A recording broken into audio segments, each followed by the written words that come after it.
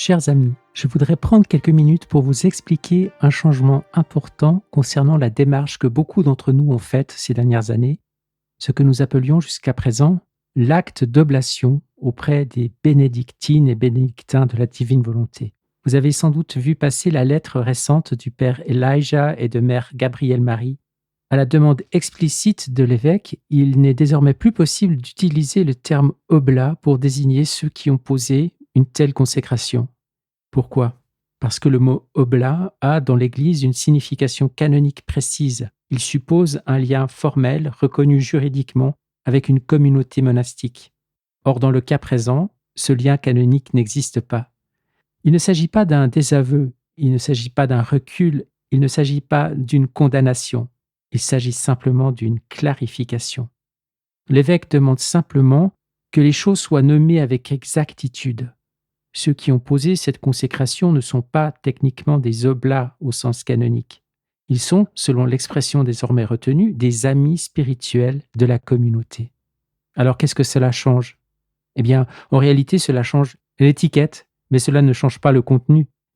Permettez-moi une image simple. Si vous avez un bocal avec un certain contenu et que l'étiquette n'est pas parfaitement adéquate, il est normal de la corriger. Le contenu du bocal, lui, ne change pas pour autant. Ce que contenait la démarche initiale était très clair dès le départ.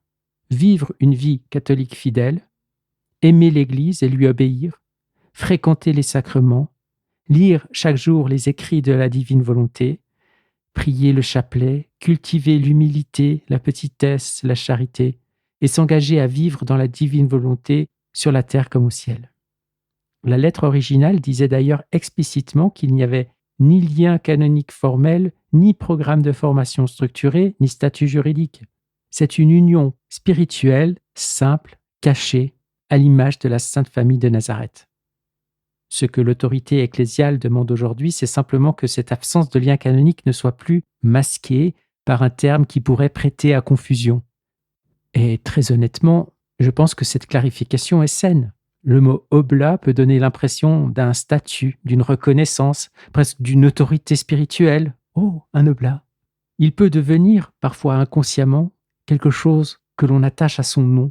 Or, la démarche proposée insistait sur toute autre chose, être petit. Si quelqu'un avait été attiré principalement par le titre « Je suis un oblat », par le prestige implicite ou par l'idée d'un rattachement officiel, alors ce changement d'appellation est en réalité une grâce. Il purifie l'intention. Car la question fondamentale n'est pas « quel titre puis-je porter ?» La question est « suis-je réellement appelé à me consacrer à la divine volonté et à vivre cet engagement concrètement ?» Ce qui ne change pas, c'est l'appel intérieur. Ce qui ne change pas, c'est le désir de vivre plus fidèlement en enfant de l'Église. Ce qui ne change pas, c'est la lecture quotidienne des écrits. Ce qui ne change pas, c'est la prière. Ce qui ne change pas, c'est l'union spirituelle avec une communauté qui cherche à vivre humblement ce charisme. Ce qui change, par contre, c'est simplement la manière de nommer ce lien. Et ce changement est fait dans l'obéissance. Une obéissance joyeuse, comme le disent le père Elijah et mère Gabrielle Marie. Une obéissance qui situe clairement les bénédictins de la divine volonté là où ils doivent être, humblement au cœur de l'Église. On vous invite également à regarder vers l'association Luisa Picaretta de Corato, placée sous la référence officielle indiquée par le dicaster pour les causes des saints pour tout ce qui concerne la spiritualité de la servante de Dieu, Luisa Picaretta. Et là encore, il s'agit d'un mouvement vers plus de clarté ecclésiale. Alors, faut-il continuer à proposer une démarche commune annuelle pour ceux qui veulent poser cet acte, comme nous l'avons fait ces dernières années avec Roland de Santiago, le 8 décembre? Alors, à mon sens, oui, à condition d'expliquer très clairement les choses. Il ne s'agit pas de devenir membre d'un ordre, il ne s'agit pas d'obtenir un statut particulier, il ne s'agit pas d'entrer dans une structure juridique, mais il s'agit d'un acte de consécration personnelle, libre, spirituelle. Il s'agit d'un engagement devant Dieu, il s'agit d'un choix de vie. Ceux qui ont fait cette démarche pour les bonnes raisons continueront avec paix. Ceux qui étaient attachés au titre découvriront peut-être que ce n'était pas le cœur de l'appel. Et au fond, cela nous recentre sur l'essentiel. La divine volonté ne cherche pas des titres, elle cherche des âmes disponibles. Si tu ressens toujours l'appel à te consacrer, si tu désires t'engager à vivre plus profondément cette spiritualité, si tu veux t'unir spirituellement à cette petite communauté bénédictine dans la prière et la fidélité, alors rien ne t'empêche de persévérer. Au contraire, le chemin devient plus simple, plus pur, plus caché et peut-être plus évangélique. Restons unis dans l'obéissance à l'Église et restons petits. Et poursuivons humblement ce que le Seigneur met dans nos cœurs, unis dans les cœurs de Jésus et de Marie. Une lettre ouverte à nos petits oblats. Nous revenons tout juste d'une semaine bénie en Italie, où nous avons eu la joie de célébrer l'ordination au diaconat transitoire du frère Giovanni Maggini. Le frère Giovanni a été le premier frère à entrer dans la communauté et le premier à être ordonné comme bénédictin de la divine volonté. Il y a donc beaucoup à célébrer.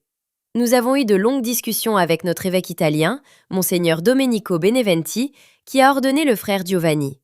Monseigneur Domenico, évêque du diocèse de Saint-Marin-Montefeltro, Italie, travaille avec notre ordinaire, Monseigneur Mark Beckman, évêque de Knoxville, USA, afin de nous aider à franchir les prochaines étapes canoniques en tant que communauté monastique. Dans ce contexte, l'évêque Domenico nous a donné une directive concernant la consécration que beaucoup de personnes ont faite pour devenir oblats de notre communauté. L'évêque Domenico nous a demandé de préciser que ceux qui ont fait cette consécration ne sont pas techniquement des oblats, car le mot oblat comporte des implications canoniques que cette consécration ne remplit pas. Il s'agit plutôt d'amis spirituels de la communauté. D'ailleurs, cette précision figure déjà dans la lettre originale concernant la consécration. Bien que nous ne puissions offrir à quiconque un programme de formation élaboré, ni un lien canonique formel avec notre communauté, nous pouvons partager avec joie le don de notre charisme avec tous ceux qui désirent s'unir à nous spirituellement. Ainsi, dans une obéissance joyeuse à nos évêques, nous demandons à tous nos amis spirituels de ne plus utiliser le mot « oblat » ni les initiales de la communauté, BDV, dans tout ce qu'ils écrivent ou font, car ces éléments suggèrent l'existence d'un lien canonique avec notre communauté et avec l'Église, lien qui n'existe pas. L'évêque Domenico nous a également demandé d'orienter nos amis vers l'association Luisa Picaretta de Corato.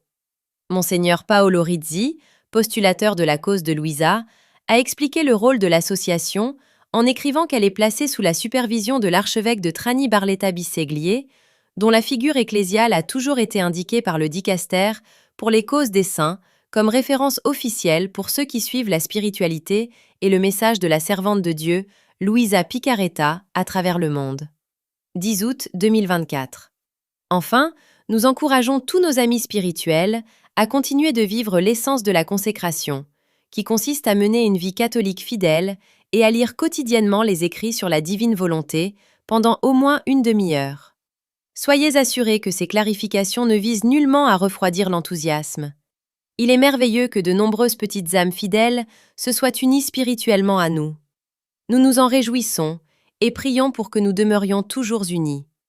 Ces directives constituent simplement une mesure de précaution qui permet de situer les bénédictins de la divine volonté exactement là où ils doivent être et où se trouve un bel avenir. Humblement et dans l'obéissance, au cœur de notre Sainte Mère l'Église. Unis dans les cœurs de Jésus et de Marie, frère Elijah John Joseph, mère Gabrielle Marie. Soyez abondamment bénis et à bientôt pour une nouvelle vidéo.